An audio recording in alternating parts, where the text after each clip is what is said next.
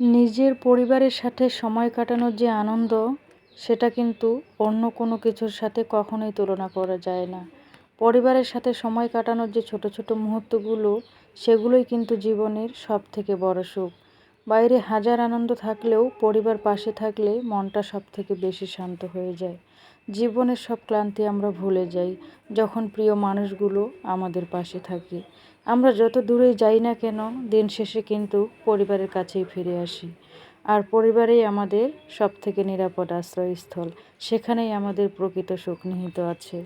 বিসমিল্লাহির রহমানির রহিম। Hello everyone, আসসালামু আলাইকুম। আশা করছি আপনারা সবাই অনেক ভালো আছেন। আলহামদুলিল্লাহ, আমিও ভালো আছি।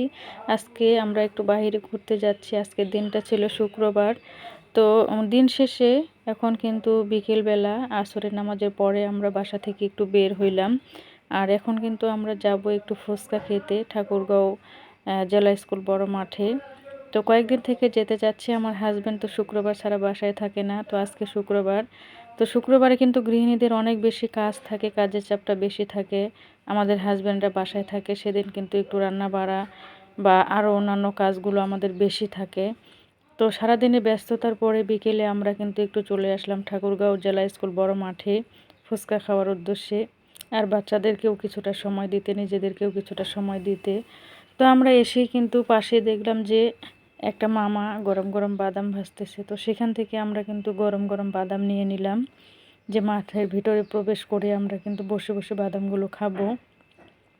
তো তারপরে কিন্তু আমরা বাদাম নিয়ে মাঠের ভেতরে প্রবেশ করলাম। আর প্রবেশ করেই সেখানে কিন্তু আমি ক্যামেরাটা একটু অন করে আমি একটু দেখিয়ে দিলাম যে আমরা মাঠের ভিতরে প্রবেশ করতেছি।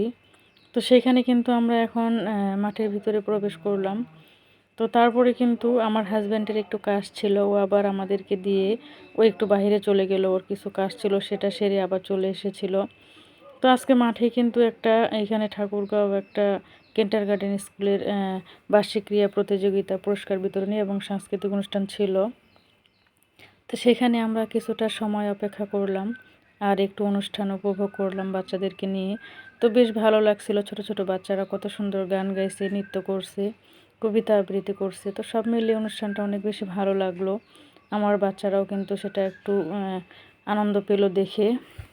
তো তারপরে আমরা একটু আবার সারা মাঠে একটু ঘুরে বেড়াইলাম। এরই মধ্যে আমার হাজব্যান্ড তার কাজটা শেষ করে চলে এসেছে। তারপরে কিন্তু আমরা চলে আসলাম ফুচকা খাওয়ার জন্য। তো আমরা যেখানে সবসময় এসে ফুচকা খাই, এখানে কিন্তু অনেক ভালো মানের ফুচকা পাওয়া যায়, আর ফুচকাটা খেতেও কিন্তু অনেক ভালো লাগে। তো বেলাল ভাইয়ের এখানে আমরা আসেই কিন্তু সবসময় ফুচকাটা খাই। তো আমরা কিন্তু বসে পড়েছি আর ফুচকার অর্ডার কিন্তু আমরা দিয়েছি। তো তারপরে কিন্তু কিছুক্ষণ বসে থাকার পরে ফুচকা চলে আসলো। তো আমরা সবাই কিন্তু ফুচকা নিয়ে নিলাম। আমরা গিয়েছিলাম আমার 2 মেয়ে, আমার হাজব্যান্ড আর আমি। তো আমরা কিন্তু ফাইনালি এখন ফুচকা খাওয়া শুরু করে দিলাম। তো ফুচকাটা আসলে বেশ ভালোই লেগেছিল। তো আমরা কিন্তু সবাই ফুচকাটা সেখানে ধীরে স্থিরভাবে খেলাম। খাওয়ার পরে সেখানে কিন্তু আর দেরি করি নেই, কারণ আমরা এখন যাব একটু পুরাতন বাস স্ট্যান্ডে। তো সেখানে আমাদের আরও কিছু কাজ আছে। তো সেই কারণে কিন্তু আমাদের সেখানেও কিছুটা সময় লাগবে। তো মাগরিবের পরে আমরা কিন্তু বড় মাঠ থেকে এখন রওনা দিলাম পুরাতন বাস স্ট্যান্ডের উদ্দেশ্যে। তো সেখানে আমরা আবার একটা অটোরিকশা নিলাম, নিয়ে কিন্তু আমরা এখন চলে যাচ্ছি বাস স্ট্যান্ডে। তো তারপরে কিন্তু আমরা চলে আসলাম। তো আসার পরে আমার হাজব্যান্ডের কিছু প্যান্ট নেওয়ার ছিল, তো রেগুলার পরার জন্য আর কি। তো সেখানে আমরা একটা দোকানের মধ্যে গেলাম, আর আমার হাজব্যান্ড ও কিন্তু প্যান্ট দেখতেছে। তো আমি পাশে একটু ক্যামেরাটা অন করে আর কি ভিডিও শ্যুট করেছিলাম। তারপরে আবার গজ কাপড়ের দোকানে চলে এসেছিলাম। তো সেখানে আমার বড় মেয়ের জন্য কিছু ব্যবহারিক জামা বানাবো, তো সেই কারণে কিন্তু একটু কাপড় নিয়ে নিলাম। তো সেটাও একটু ক্যামেরা বন্দি করেছি। তো সেটা কাপড় নেওয়ার পরে তারপরে চলে আসছিলাম একটু আরএফএল শপে। তো সেখানে কিছু হালকা পাতলা কেনার ছিল, তো সেখানেও কিন্তু হালকা পাতলা কিছু নিয়ে এসেছি।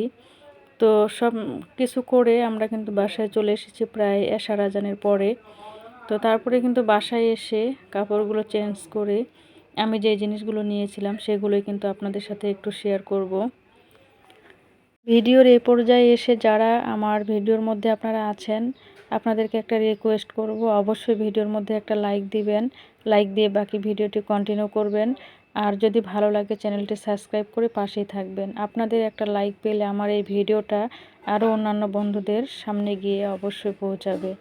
আপনারা অবশ্যই একটা লাইক দিতে ভুলবেন না। আর যদি ভালো লাগে অবশ্যই চ্যানেলটি সাবস্ক্রাইব করে পাশেই থাকবেন। তো আমি যে জিনিসগুলো নিয়েছিলাম সেগুলোই কিন্তু একে একে বের করতেছি।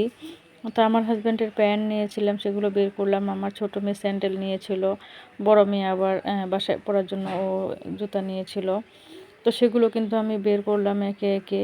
আসলে বাসা থেকে বের হইলেই শুধু টাকার খেলা। আমরা যে যার যেই অবস্থান থেকেই থাকি না কেন, বাসা থেকে বের হয়ে যদি আমরা একটা পরিকল্পনা করে তখন যাই দেখি যে এটা প্রয়োজন ওটা প্রয়োজন, আসলে প্রয়োজনের শেষ নেই। আমাদের দৈনন্দিন জীবনে চলার পথে অনেক কিছুর প্রয়োজন হয়। তো সব প্রয়োজন কিন্তু সব সময় মেটানো একেবারে সম্ভব নয়।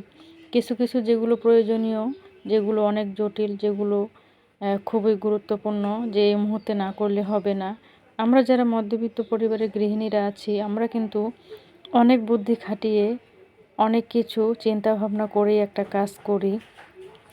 আমি কিন্তু এখন আমার মেয়ের কাপড়গুলো বের করতেছি। আপনারা একটু বলবেন যে আমার মেয়ের কাপড়গুলো কেমন হয়েছে। আসলে আমরা যে যার জায়গা থেকে আমাদের যে কাজগুলো যেগুলো করব আমরা, সেগুলো কিন্তু অনেক হিসাব নিকেশ করেই আমাদেরকে করতে হয়। তো যেহেতু আমাদের বেহিসাবি ইনকাম নেই, আমাদের ইনকামটা অনেক হিসেব করেই আমাদের সংসারটা চালাতে হয়। প্রতিটা খরচ করার আগে আমাদের 10 বার চিন্তা ভাবনা করতে হয়। তো আমি যে জিনিসগুলো নিয়েছিলাম সেগুলো কিন্তু একে একে আপনাদেরকে দেখাচ্ছি। বাচ্চাগুলো 2টা প্লাস্টিকের ব্যাগ নিয়েছিল 20 টাকা করে, 40 টাকা। তো আমার বড় মেয়ে একটা টিফিন বক্স নিয়েছিল, আর আমি 2টা চামচ নিয়েছিলাম, আর ওর একটা পানি পট নিয়েছে। আর ওই যে দেখেন ছোট ছোট 2টা মগ নিয়েছে। তো বাচ্চা মানুষ, ওরা যেটা দেখতেছে চোখের সামনে সেটাই নিবে। তো আসলে ওদেরকে তো আর বলার কিছু নেই, ছোট মানুষ, এখন ভালো লাগছে সেই কারণে নিচ্ছে। তো তারপরে কিন্তু আমি নিয়েছিলাম 3টা বাটি।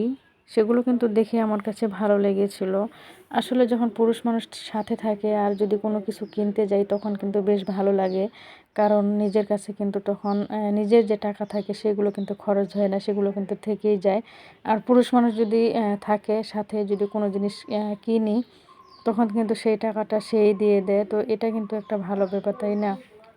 তবে আমার হাজব্যান্ড কিন্তু, ওর কাছে যদি টাকা পয়সা থাকে ও কিন্তু কখনোই আমাকে না করবে না, বা সেটার দামটা বেশি হোক বা কম হোক সেটা নিয়ে কখনো ও ভাববে না।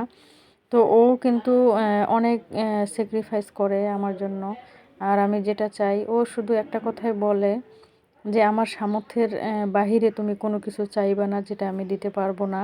এমন কিছু জিনিস যেগুলো আমার সামর্থ্যের ভিতরে থাকে সেই জিনিসগুলোই তুমি আমার কাছে চাইবা, সেগুলোই আমি দিব। যেগুলো আমি পারবো না দিতে, সেগুলো না দিতে পারলে আমারও মনটা খারাপ, তোমারও মনটা খারাপ। তবে আমি চেষ্টা করি সব সময় আমার হাজব্যান্ডের যে ইনকাম সেটার ভিতরেই সীমাবদ্ধ থাকার জন্য। আমি কখনো অহেতুক অযথা সংসারের কোনো ক্ষতি হোক সেই কাজগুলো কখনোই আমি করি না। খুবই সাধারণভাবে আমি চলাফেরা করি। তো আজকের আমার এই ভিডিওটি আপনাদের কাছে কেমন লেগেছে অবশ্যই জানাবেন। আর আমার এই ভিডিওটি, আমি জানি যে আমার ভয়েসটা একদমই ভালো না, তবুও আপনাদেরকে অসংখ্য ধন্যবাদ পাশে থাকার জন্য। সবাই ভালো থাকবেন। আল্লাহ হাফেজ।